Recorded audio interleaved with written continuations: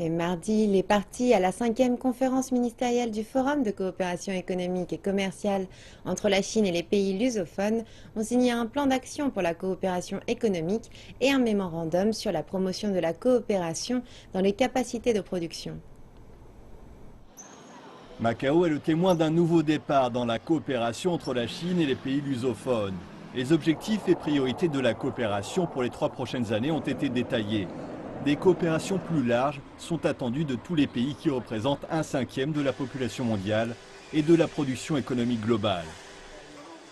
李克强总理宣布的18项新的举措。 Les 18 nouvelles initiatives annoncées par le Premier ministre Li englobent 5 domaines de coopération.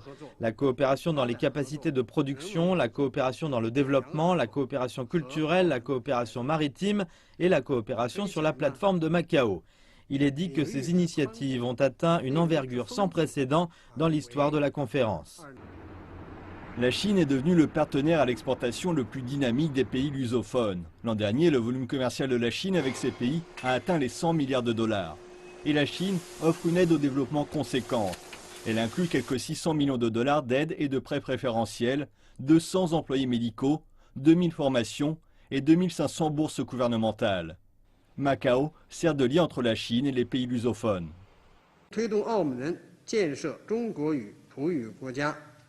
L'objectif est de promouvoir le développement de Macao en tant que plateforme globale pour la coopération entre la Chine et les pays lusophones.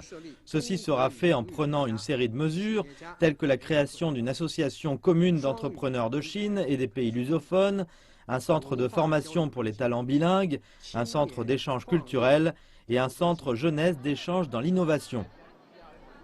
Le ministre du Commerce a promis que la région de Macao bénéficierait d'un plus grand soutien pour mener des coopérations dans les domaines du commerce, de l'investissement, de la culture et de l'éducation.